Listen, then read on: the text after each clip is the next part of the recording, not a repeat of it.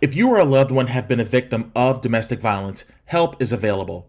Speak with someone today. You can contact the National Domestic Violence Hotline 24 hours a day, 7 days a week. Available in English, Spanish, and over 200 languages through interpretation service.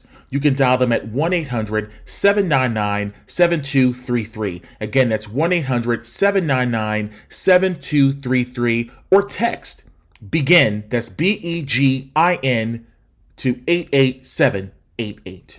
WWE Universe, the D-Lew Podcast is now a brand affiliate of WWE Shop with Fanatics. Get all of your latest merchandise from your favorite WWE superstars and wear them proud. So if it's CM Punk, the American Nightmare Cody Rhodes, L.A. Knight, the Tribal Chief Roman Reigns, or legends like The Rock, Stone Cold Steve Austin, and Bret the Hitman Hart, again, you can get all of your favorite merchandise over at wrestling.thedlewpodcast.com. Again, that's wrestling.thedlewpodcast.com to get all of your favorite merchandise at WWE Shop with Fanatics. This podcast is a Believe Network and Siete production.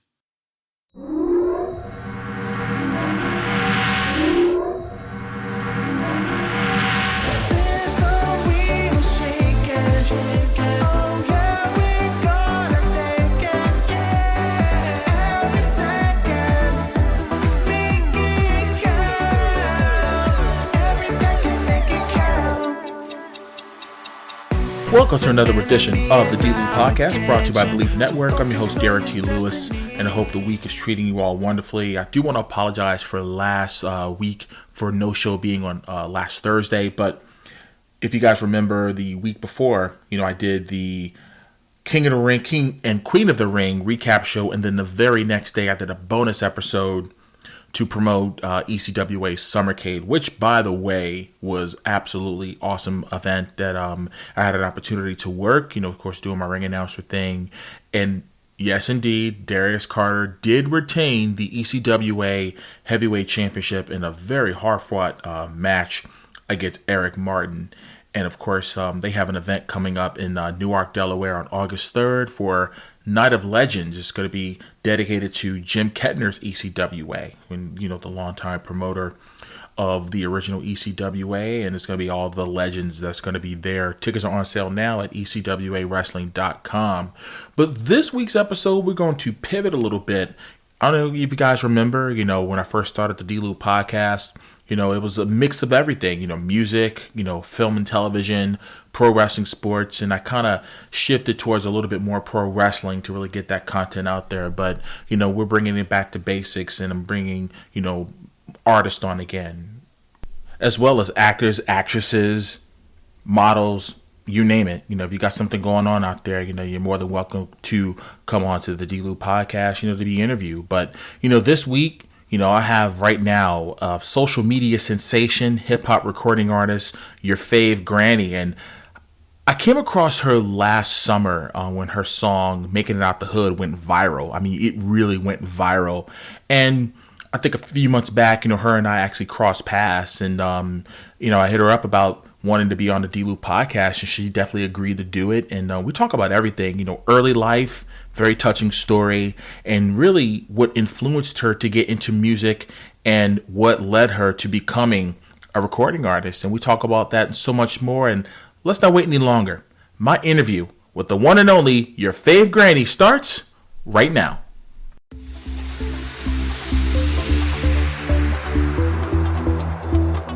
Well, ladies and gentlemen, it gives me great pleasure to introduce to you social media star, recording artist that has her latest single, Keeping It Real, on all platforms you can stream.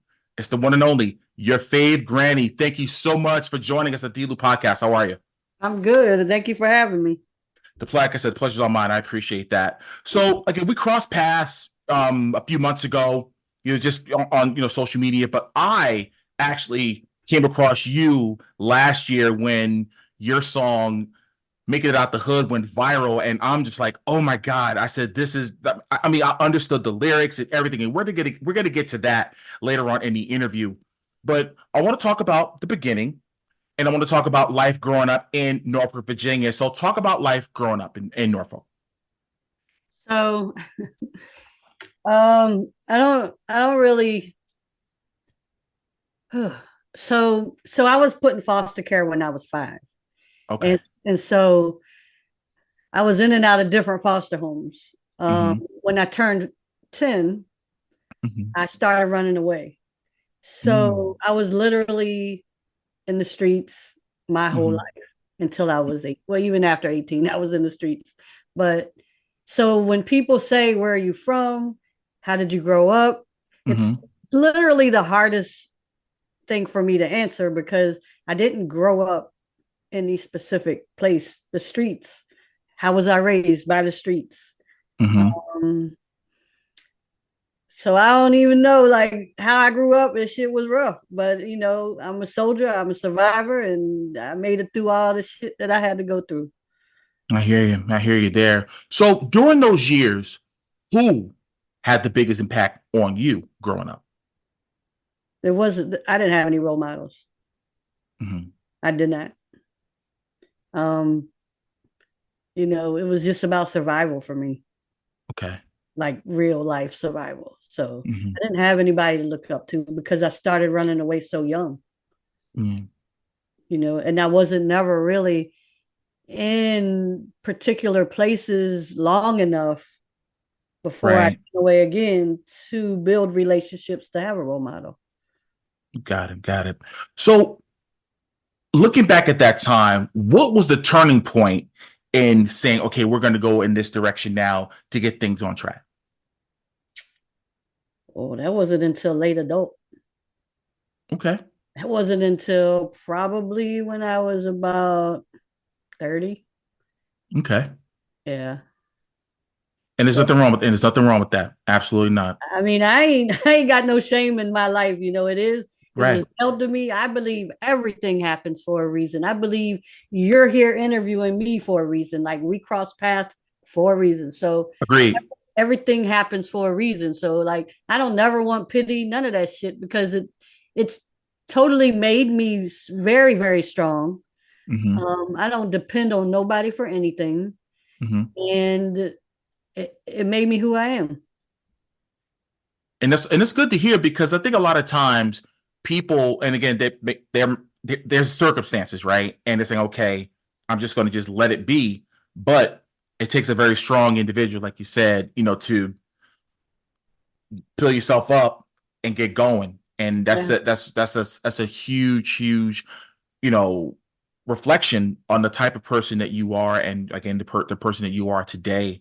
Now, what's something that people would be surprised to know about you? um I, I guess I'm gonna say I really do live in the hood. People think, and I get comments all the time, you don't live in the hood, you in the suburbs. I wish I was in the suburbs. My Right, whole goal to making music is to get enough money to go to the suburbs. I mean, right, ultimately, that's the goal. I'm really out here, like still, even through all these years, I'm still here. I lived in this one, well, not this particular apartment, but one right up the street in the same complex hmm for 20 years, Section 8. okay, You know what I mean? I left. I finally got like what I thought was a decent job, and moved out because the whole goal was to always be independent and pay regular rent and not have to depend on the government to pay my rent and all that. right, I moved out, and then 3 years later, I'm back here again because I didn't realize after being in the system my whole life that regular rent goes up like $50, $75 a wop. So I right, can't, right. and then when it went up like that 3 years later, I can't afford it no more. So now, I'd come back. So here I am, still trying though. I'm still trying. And like I said, you're on your way. You're definitely on your way. Now, you told me that, you had a love for music going way back when, artists like the Shy Lights, the Whispers, Earth, Wind and Fire, Johnny Guitar Watson, Marvin Gaye, the OJs, and many others. So what was it about those specific artists that drew you to them? And if you could name some of those records some of those songs that said, even now, if you was to hear it, you'd be like, ah, that's my jam. What was it? What drew you to them? So we're gonna go back to when I started running away at 10 years old. Mm-hmm.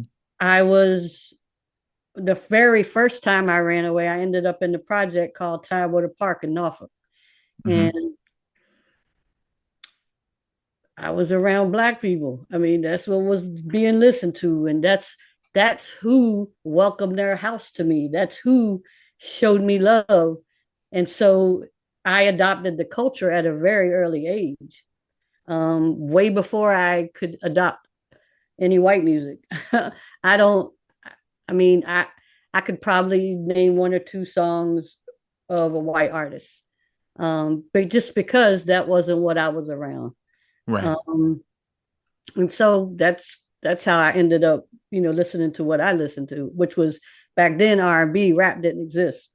Right, right, right. We're talking about we just celebrated the 50th anniversary of hip hop, last year. So it's just crazy to think that people thought that hip hop was only going to be a fad, and now Right. it's not just a genre, it's a culture. You know what I mean? And a So subculture. absolutely, absolutely. So as time was moving forward, and hip hop began to grow, what were some of the early hip hop artists that you were a fan of during that time? MC Light, I love Mm, her. I'm trying to think of some groups. You caught me off guard. I can't even think of anything. I mean, a Tribe Called Quest, hmm. uh, Nice and Smooth. I don't know. You got me off guard. But all of it. It was just like it was. I don't know. It's a whole culture. I'm having Right. flashbacks. It's just a whole thing. Um, Queen Latifah, Salt and Pepper. Well, it ain't pepper, but Peppa, yeah, yeah, yeah, yeah. oh yeah. I listened to all that. Yeah, just thinking about during those times, because I'm a lot older than you think. And I remember when Ladies First came out by Queen Latifah. You know Mm-hmm. what I mean? And it was that women empowerment. Ladies first, It was ladies Ladies First, first. yeah. Uh-huh. Yeah. And MC Light had one of the most iconic verses in that song Self Destruction back in the day Mm, with KRS-One. mm. So I love the fact that the evolution of the genre went global when no one thought it would. But if there was an artist back then that you could live by, if you were living vicariously through and saying, "Hey, that's my girl right there, or that's my guy," who would that artist be? If that one that you live vicariously through? I mean, I always say that DMX is like my idol. Mm, rest in peace, X man. Yeah, so just his realism. Hmm. He kept it 100 all the time. Right. And he's powerful, man. You could hear him talk and it's just Hmm. powerful. You gonna shut up and listen to what he's saying, no matter what it is. Because his voice and his feelings and his authenticity, it all came through with whatever he was talking about. Yeah, I admired that about him was he was always himself. Like Yeah, there was no on or off button. Who you got is who you, that was DMX yep, 25/8 366. That was him. yep. But I remember when was it 98 when when he had those two albums come out, which was unprecedented at that time and were uber successful. Like the That Rough let me Riders.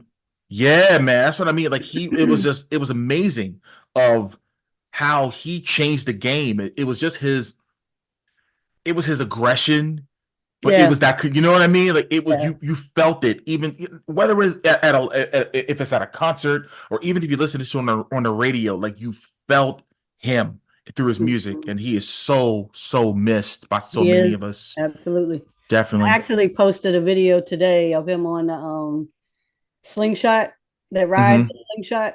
Mm-hmm. I posted that on my Instagram, and just reading the comments and that he touched a lot of lives. He So did. he did, yeah. So it's cool that people are like voicing that they miss him and how he was an icon and all that. So that's cool. Every Christmas, that video surfaces every year when he was singing um Jingle Bells. Okay. Oh no, I'm sorry, Rudolph the Red-Nosed Reindeer. Yeah, Yes. yeah. And he was like, "Come on, Yeah. come on!" It was hilarious. I know But exactly what you're talking about. but I'm just saying that that just goes to show you like that's, and I say that that's the only version of Rudolph the Red-Nosed Reindeer that matters now is that one because it's DMX that did it. You Yeah, know, yeah. yeah. That's funny. So you said you always wanted to be in the music industry more as an A&R and not so much as an artist. Was there any particular reason why you wanted to shy away from the artist part and more doing behind the scenes? This is the story of the one. As a maintenance supervisor at a manufacturing facility, he knows keeping the line up and running is a top priority. That's why he chooses Grainger. Because when a drive belt gets damaged, Grainger makes it easy to find the exact specs for the replacement product he needs. And next day delivery helps ensure he'll have everything in place and running like clockwork. Call 1-800-GRAINGER, click Grainger.com, or just stop by. Grainger, for the ones who get it done. So I don't have a lot of recollection of my childhood and growing up, but I do remember laying in front of the stereo and always having a headset on or a boom box or something. I was always listening to music. I never anticipated, thought about, desired to do music personally. But in my heart, I just felt like that's what I was supposed to be doing. It's like something affiliated with music. And then I say A&R, because I feel like I'm a good talent scout.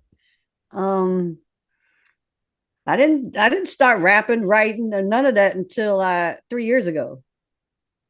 Like this is all brand new. I didn't do nothing until 3 years ago, till March 2021. My first song came out. Well, that's incredible. And that's what I was going to get next. I was going to talk about that next. You said at age 56 is when you made the decision to become a recording artist. So talk about what led you to saying, you know what, I'm going to put the pen, the pad to work, and I'm going to get into this music thing. What was it that led you to doing that? TikTok. Really? Talk about it. So on TikTok and Musically before TikTok took over, I always just did like lip sync, and I would lip sync, of course, rap and R&B. And I don't know, people just randomly started calling me Granny for starters, and then they was just like, "Hey, Granny, you need to do your own music." And I'm like saying, "Bro, I don't know how to do, I don't know how to write. I don't know how to rap. I don't know how to do none of that. I can lip sync it." Y'all getting confused watching me do this because I am good at lip syncing.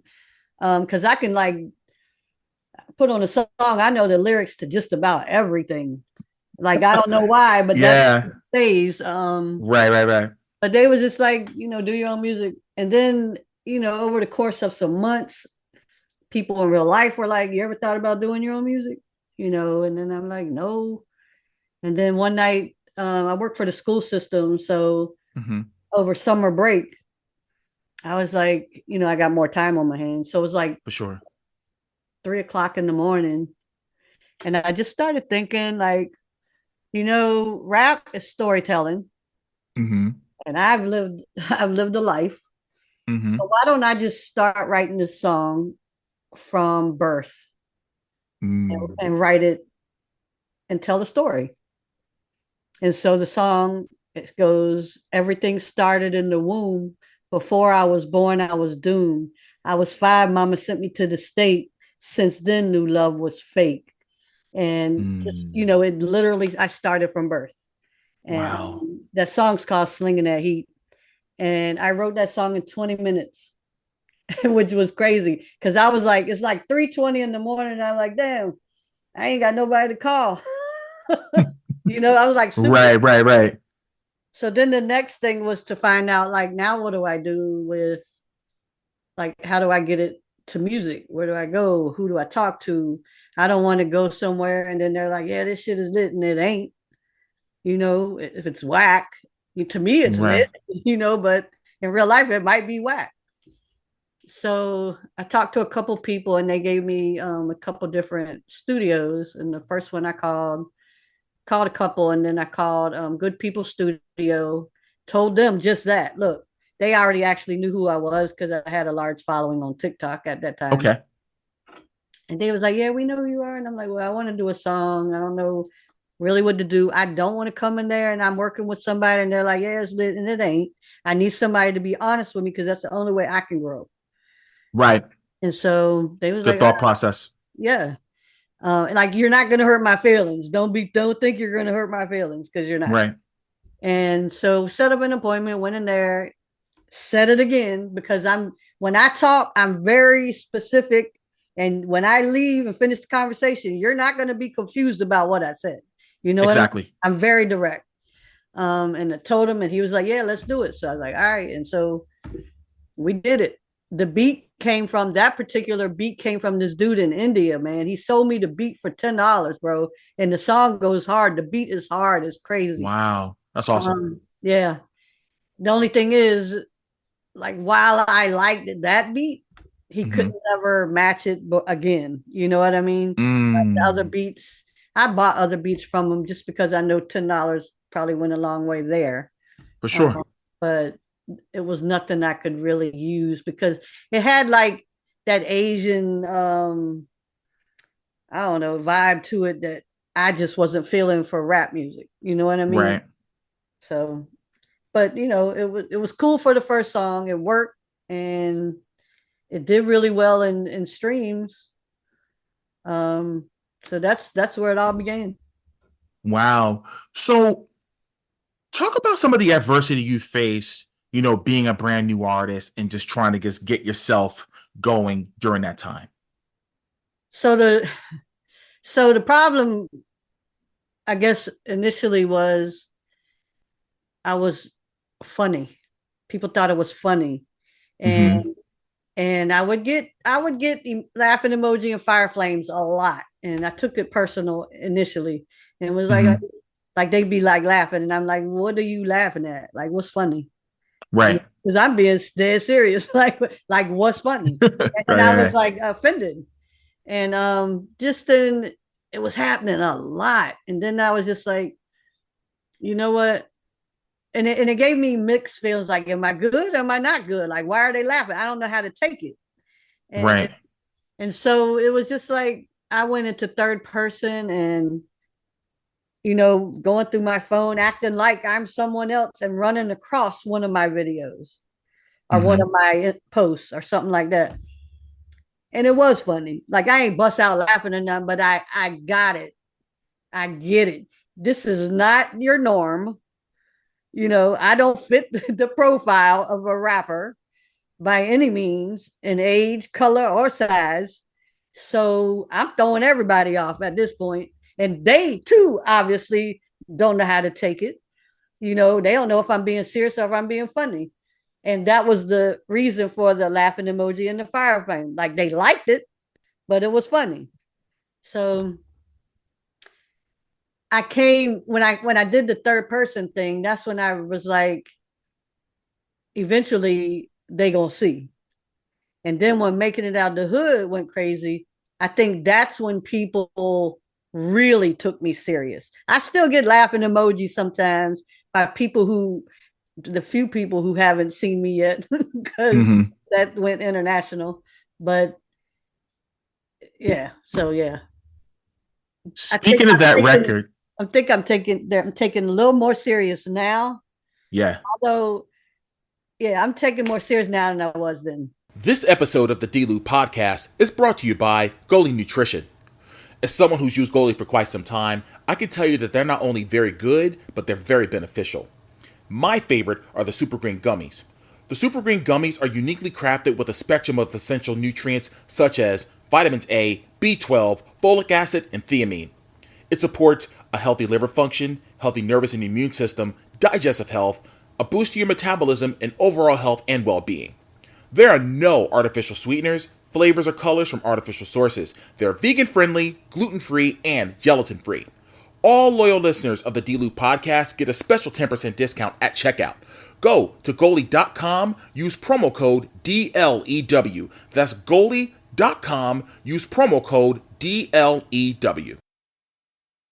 And I was going to talk about Making It Out the Hood because, like I said, that's when I came across you. I think it may have been on TikTok. Somebody I think had reposted it on there, and I'm like, wait a minute. And first of all, because what drew me in was the approach, the aggression in the beginning, and the lyrical content. Because I'm like, okay, I understand everything this woman is saying.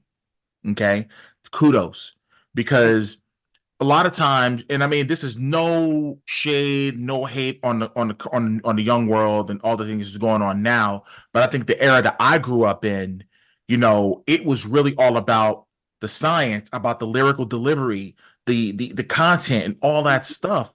That's what I grew up on. So when I saw the video kind of reminded me of Dead Presidents by Jay-Z, because it was really him telling the story about how not to get caught out there in the street, not doing what you're supposed to be doing. And he was talking to a dude telling him, don't do this. That was the kind of the theme of the music video. And then there's you talking to a young dude about,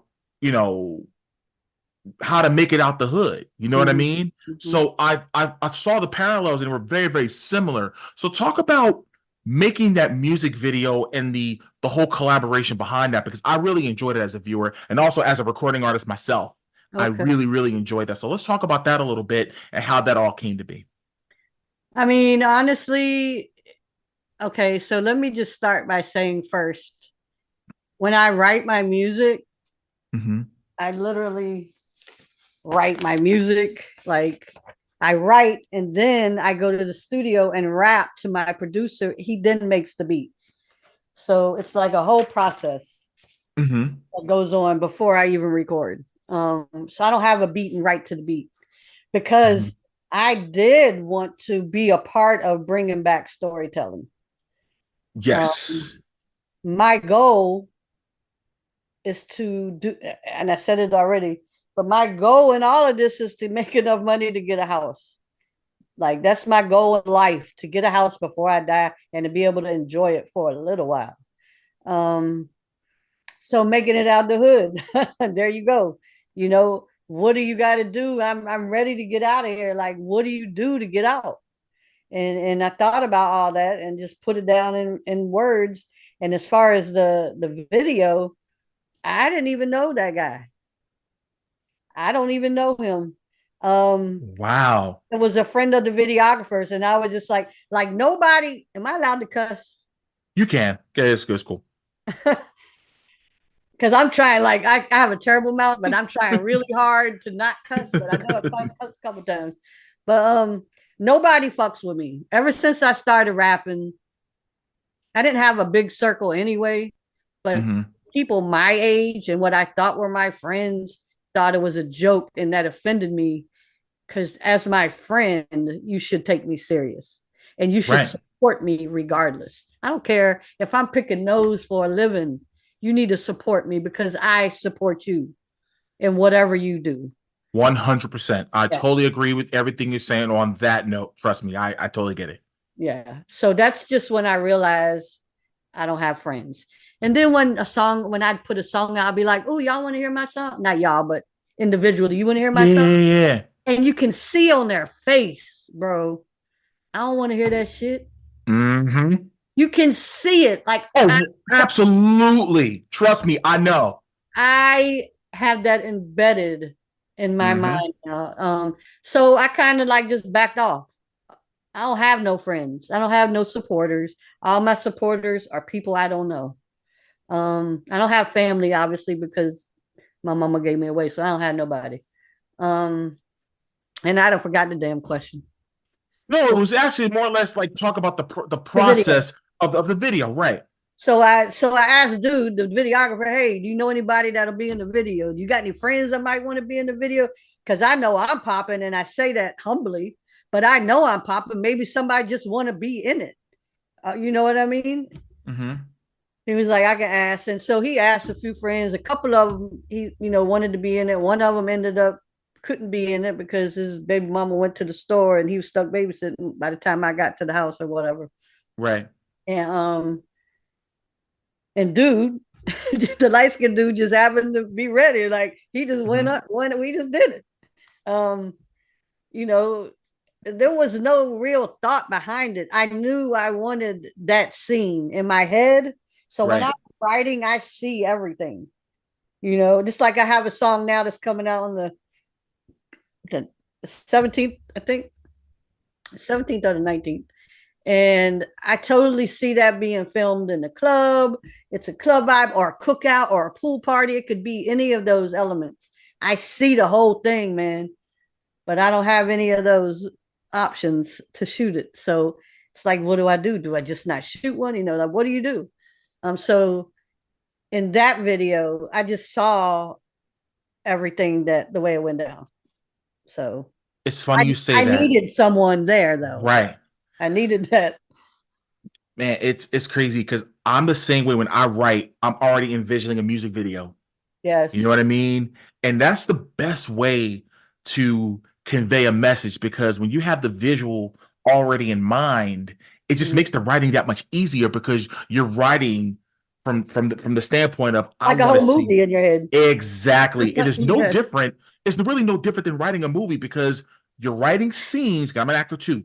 You're writing scenes and you're saying, okay, I want this filmed in such and such club or whatever, or I want this scene in the back of an alley or something like that. Yep. Because you're setting the scene, you're setting the mode of the scene. So Yep. there's no different than writing music. And I'm glad you said that on this interview, because the art of storytelling Absolutely. that you said before, and that's so important, because you could throw a bunch of things up on the wall till it sticks, but if you have the mindset from a creative standpoint of knowing what you want when you're writing music, everything else turns to gold. So that's huge. I'm really glad you said that today.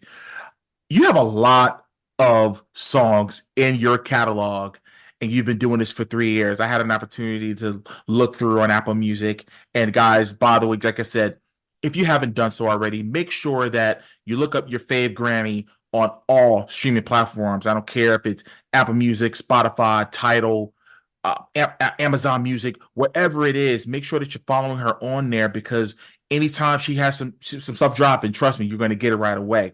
Every month. Drop a song every month. That is awesome. That is awesome. Any future collaborations you have that are in the works that you can't talk about? And the second part of the question is, what mainstream artists out there that you would love to collaborate with in the future? Yeah. So the mainstream artists. So we're going back to Make It Out the Hood. That's my hit right there. It's your anthem. That's right. It your is. Anthem. And it's so funny because people know the lyrics, wheeling and dealing. Oh, people come into my inbox sometimes and all they say is wheeling and dealing. That's all they say. It's so funny. This episode is brought to you by Progressive Insurance. Fiscally responsible, financial geniuses, monetary magicians. These are things people say about drivers who switch their car insurance to Progressive and save hundreds. Because Progressive offers discounts for paying in full, owning a home, and more. Plus, you can count on their great customer service to help you when you need it, so your dollar goes a long way. Visit Progressive.com to see if you could save on car insurance. Progressive Casualty Insurance Company and Affiliates. Potential savings will vary. Not available in all states or situations.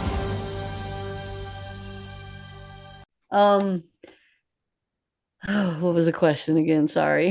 No, it's cool. Just mainly collaborations. There are some that you could talk about that's in the works, or and the second part is, what mainstream artists would you like to collab with? The Scarlett, I would love for her to feature on Making It Out the Hood.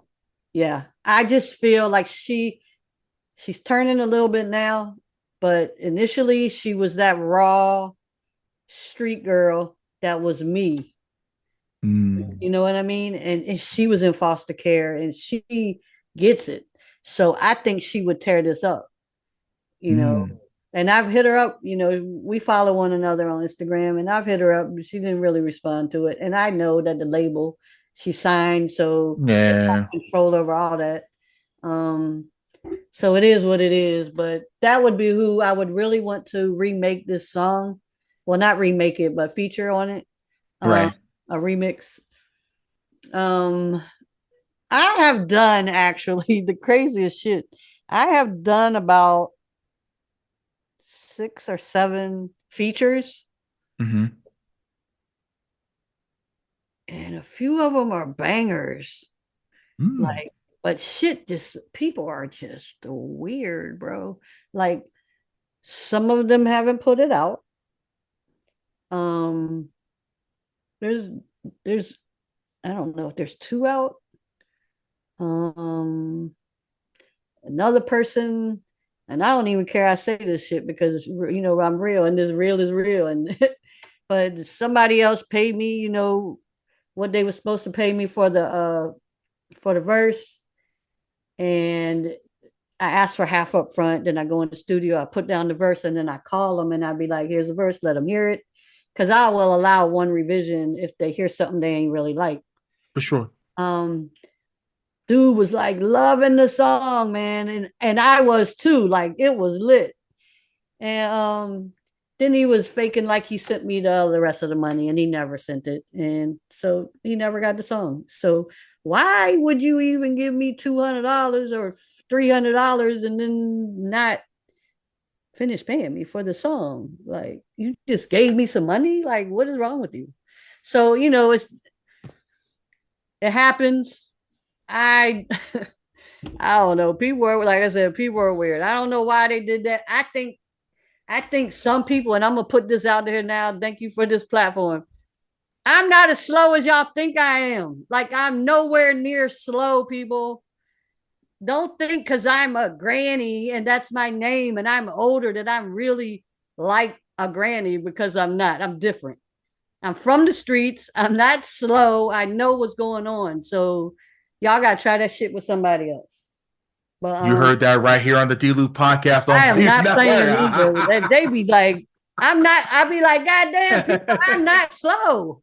Right. And it's insulting that you think I'm slow because I'm old. No, I don't. You look at me. I mean, look at me. Like, everything I'm doing, I don't feel like I'm almost 60. I don't feel like I look like I'm almost 60. I probably ain't far from it, but But you're not. But listen. You're not old. You're not old. You know what I mean? It's all a mindset. Listen, I'll be 46. I'll be 46 at the end of the year. Okay. And I don't let that, Are you a Capricorn? No, I'm a Scorpio. Oh, okay. November. Yeah. So, but I mean, I don't let my age, dictate to me, or as far as the direct. Absolutely. No, I do what I want to do. You know what I mean? Because I have the power to make my own decisions, right, in the direction that I want to go in, not what society says. Yes. I'm supposed to do it. Almost 46 years old. I think it's a trash, thought process to even have, because you're going to be stagnant for the rest of your life if people have that mindset. So I'm glad you made that apparent today. And let me just add to that, because fuck what society thinks you should be doing at whatever age you are. That's why people end up dying before their time, because they stop living, because society says at 65 you should be retired, sitting in the house cooking and just waiting for your damn day of death. That's the way they have it set. People hit me up sometimes in comments and be like, you too old for this. What the fuck are you saying, people? You and your mama too old for this. How about that? Right. Trust me, I've actually had some friends of mine that has said, don't you think you're too old to be doing all of this stuff that you're doing? And I'm just like, I very politely told that individual, I'm like, well, I said, it's not my fault that you're just stagnant, just doing absolutely zilch. Haters. You know what I mean? And unfortunately, but to your point you made early in the interview, when you said how your friends were laughing at, oh, she's just doing that rap thing or whatever. But I guarantee you, when you win a Grammy, when you win a VMA, when you win an American Music Award, when you win a Billboard Music Award, when you win an iHeart, when you're nominated for all of these things, that's when the phones are going to be ringing. Oh my God, I remember I grew up. Blah, blah, blah. No. I'll be right there on stage. Get with who? Myself. Right. by myself. I don't Right. have a team. That's the other thing. People think I got like a whole team. People think I got a ghostwriter. I write my own shit off life experience. Life experience. That's the best. That's the best way. I've lived almost 60 years. I got shit to say. There it is. Well, before we get out of here, and again, I thank you so much for giving us your time. I appreciate it. If you can give everyone where they can find you on all of your social media platforms, YouTube, website, everything you could possibly think of that where you are seen and present. All right. So UrFavGrannie, I'm gonna spell it for you. Are you gonna put the name up so they Yes, can? I will. All right. Absolutely. So it's UrFavGrannie, and I'm gonna make it easy for y'all. UrFavGrannie everywhere. So just Google my name, everything will come up. Or put it in individually wherever you want to put it in it, and I'll pop up. Your favorite. Perfect. Awesome. And you said you have another record coming out. You said you have one coming out every month. So tell us about the Yeah. next one that is coming out. So like I said, it's called Get Money. And it's like a cookout, it's a summer song, cookout, it's just about, you want to hear it? Look, I don't know. I don't think you can hear it actually.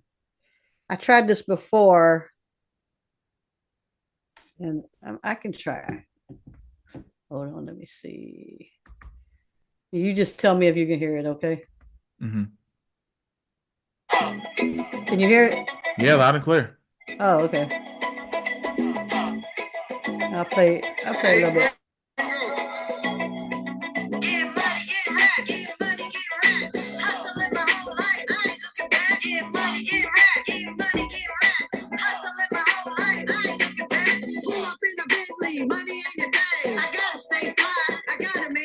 I'm feeling good. I'm looking good. Now that I done finally made it out the hood. Came from the struggle and climbed my way up. Got me some real champagne in my cup. Cheers to the hustle, being true to myself. Now I'm popping that dog that was sitting on the shelf. Living a life of luxury really is a blessing. I'm living large. I'm not stressing. Got the hustle in my veins, the fire in my soul. Nothing stopping me, even though I'm old. If you got dreams, go get them. No limitation, make goals, go set it. Elevate your mindset, no room for distraction. We getting this shit, now we go take action. Get money, get rap, get money, get rap. Yeah. Wow. You explained that perfectly, because that's a song you would hear at the club, at a party, at a cookout, or whatever the case. So that is you. So ladies and gentlemen, again, this is why I urge you to, again, when you see UrFavGrannie on all streaming platforms, hit that follow button. So like I said, you're going to get all new, music from her once a month. You'll be getting all new music from her. These are all new songs.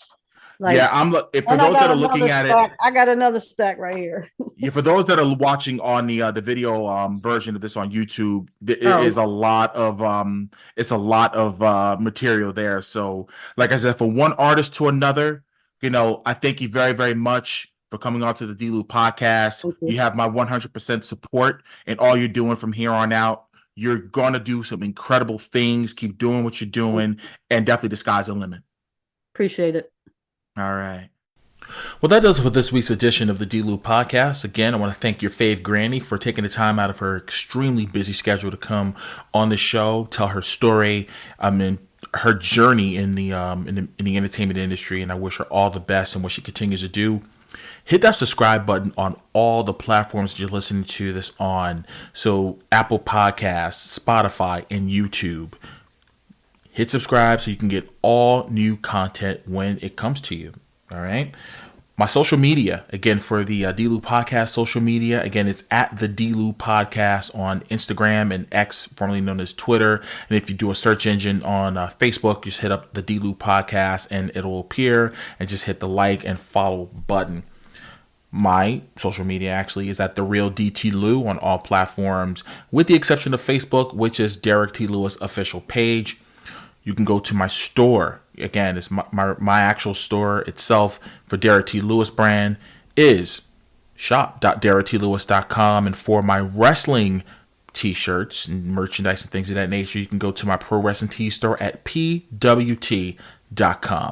Well, I'm going to get out of here. And as I always say, no matter what it is you do in life, Always remember to make it count. See you next time.